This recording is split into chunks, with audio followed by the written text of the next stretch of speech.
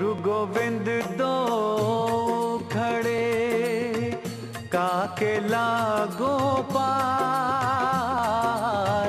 गुरु गोविंद दो खड़े, काके लागो पाए।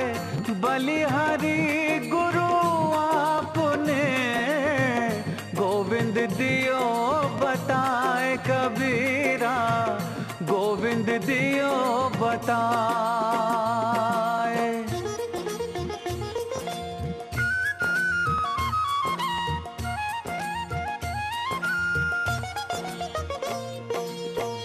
गुरु गोविंद सब एक है, बाकी सब आकार। गुरु गोविंद सब एक है, बाकी सब और वो मात्र सदगुरु के द्वारा प्राप्त होता है। यह बात जब सदगुरु कबीर साहब ने कही, तब धर्मदास जी ने इसे सुनकर एक प्रश्न किया। कहा कि सदगुरुदेव, आपसे मैंने ये बात सुनी है कि सदगुरु के द्वारा दिए हुए नाम की बड़ी महिमा है,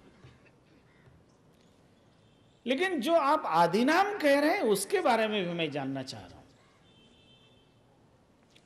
महिमा सद्गुरोर नामनो भोग्यानिन्स्त्वन्मुखाच्छ्रुतः आदिनामत्विदानीं यद विश्व हेतु वद प्रभो। हे प्रभु, हे सद्गुरुदेव, इस सारे विश्व का जो मूल कारण है, ऐसा जो आदि नाम है, उसकी महिमा आप मुझे समझाएं, उसे मुझे बताएं। मैं वह तत्व जानना चाहता हूं जिसको जानने के बाद और कुछ जानने योग्य नहीं रहता, जिसको जानने के बाद व्यक्ति सर्वज्ञ हो जाता है। सर्वज्ञ शब्द का अर्थ यह नहीं समझना कि वो सब कुछ जानता हो। सर्वज्ञ शब्द का वास्तविक अर्थ यह है कि उस तत्व को जानने के बाद और जानने लायक कुछ नहीं रहता।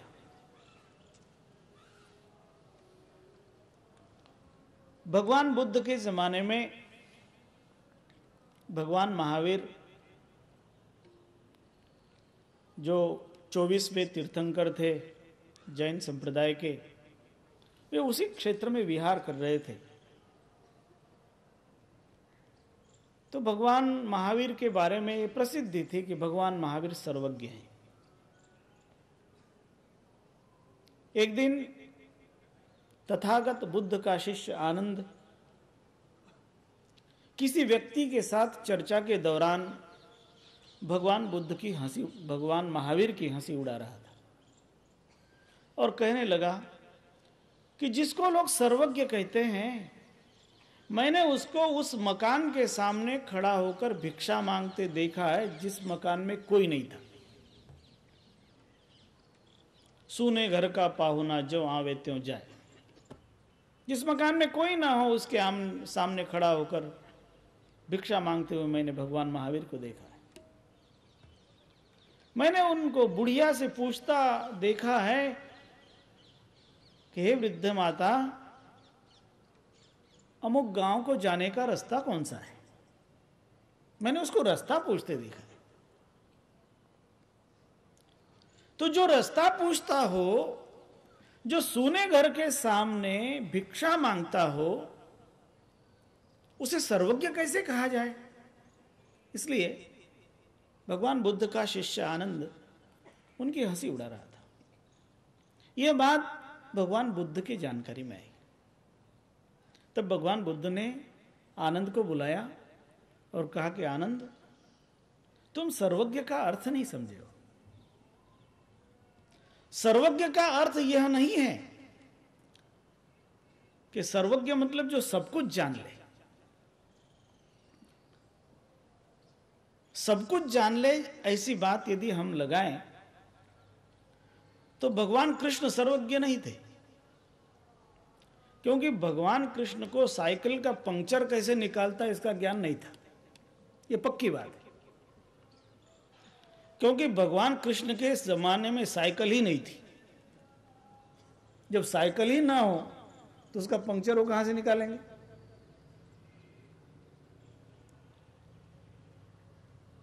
तो वो सर्वज्ञ का वो अर्थ ही नहीं है जिसको सामान्यतया लोग सर्वम जानाति थी सर्वज्ञ ऐसा कर लेते हैं। जो सब कुछ जानता हो वो सर्वज्ञ।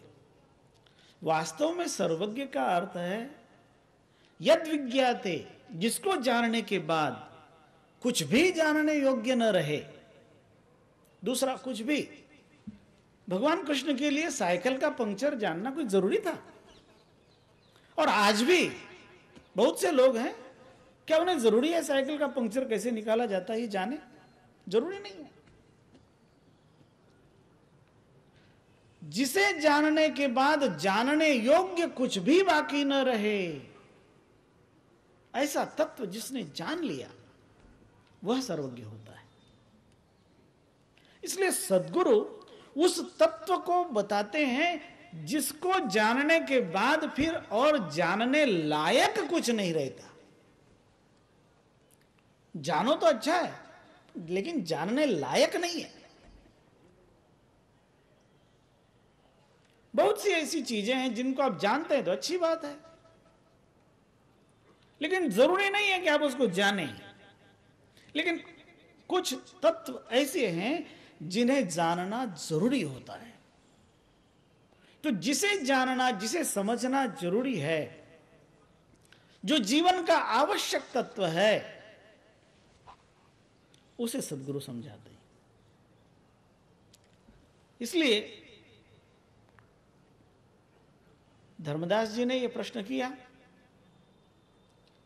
कि हे सद्गुरुदेव, आप हमें उस तत्व के बारे में बताइए।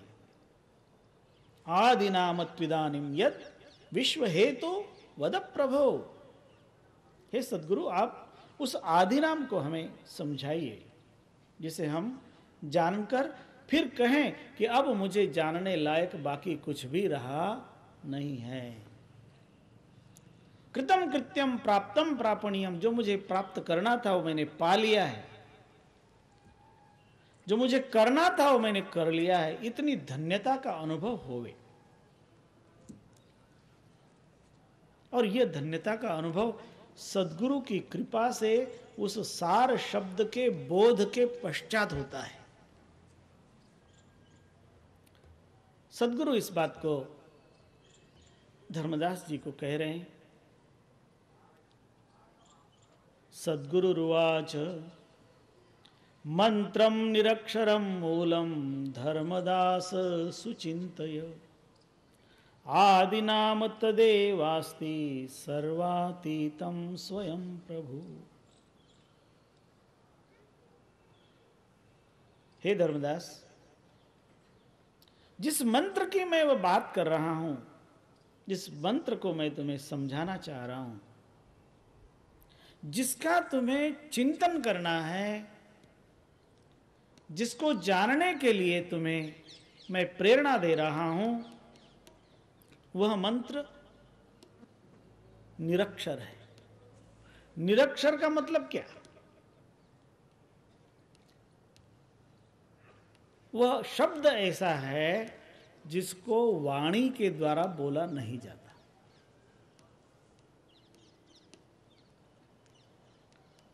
वाणी जिस शब्द को बोलती है वह वैखरी शब्द है।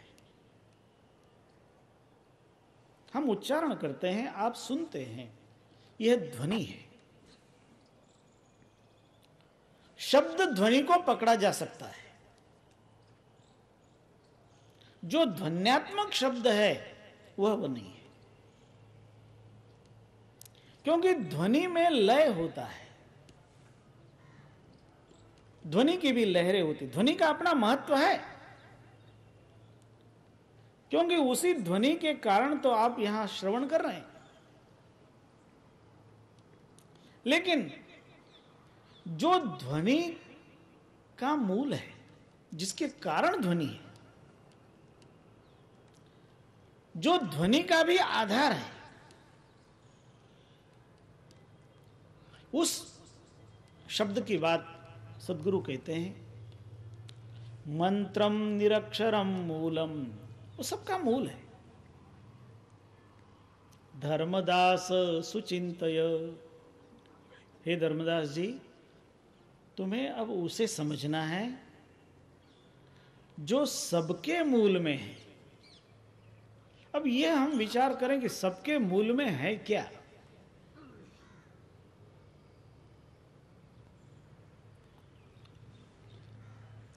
ये व्यक्ति का जो शरीर है, ये शरीर बेशकीमती है, इसमें कोई संदेह नहीं, क्योंकि शरीर के द्वारा ही हम सारे कार्य करते हैं। कीमती है शरीर, लेकिन ये शरीर काम कब करता है? ये शरीर तब काम करता है जब इस शरीर में चेतना जागृत हो।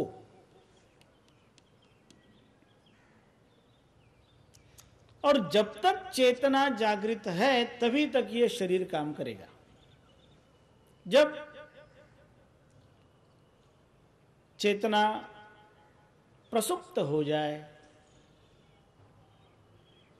तब ये शरीर भी काम नहीं करता। वह जो मूल है, इस शरीर को कार्य करने के लिए ताकत देने वाला, शक्ति प्रदान करने वाला,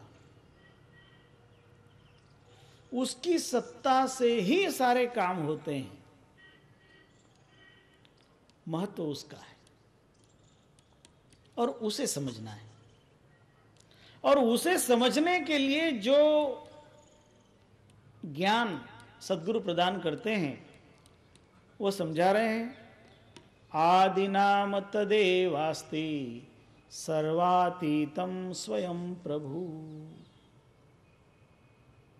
वह आदि नाम है जो इस विश्व का ही मूल है।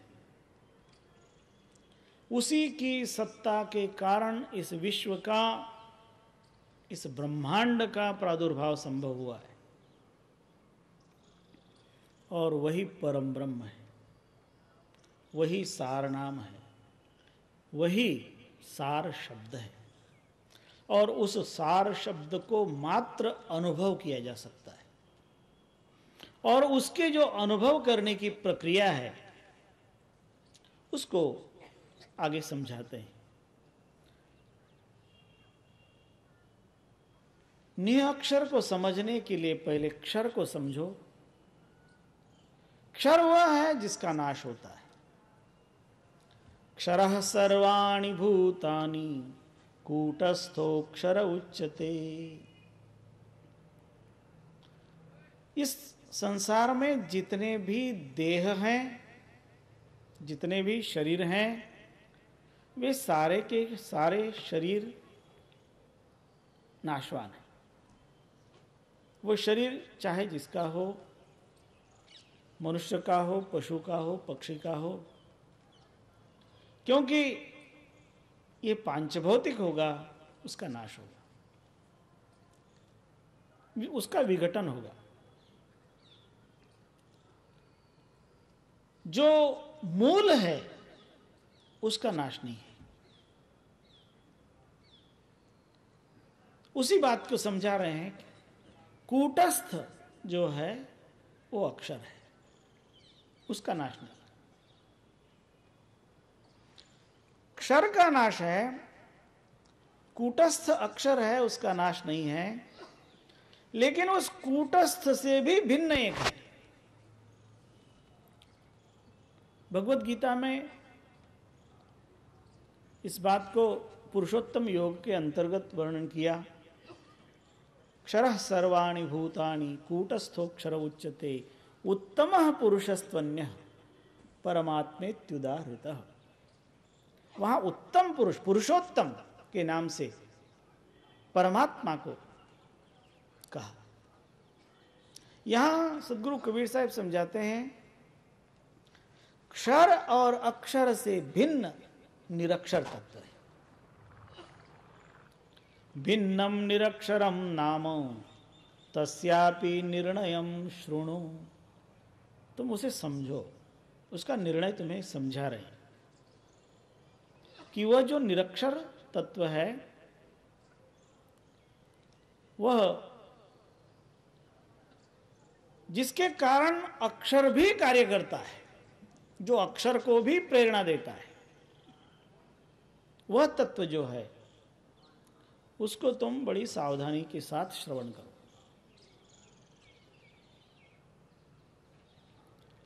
हम लोग संध्या पाठ में इन साखियों को कायम बोलते हैं। आदि नाम नियक्षर अखिल प्रति कारणम सो प्रगटे गुरु रूप तो हंस उबारणम। सदगुरु चरण सरोज सुजन मन ध्यावही। जरा मरण दुख नास्ति अचल घर पावही। जो अचल घर को प्राप्त करावे वह सदगुरु के द्वारा दिया हुआ ज्ञान, जो आदि नाम, जो नियक्षर, उसको समझा रहे हैं सदगुरु। उसे जानना है हमें, और वो क्या है तो उसे समझाते हैं। बहुत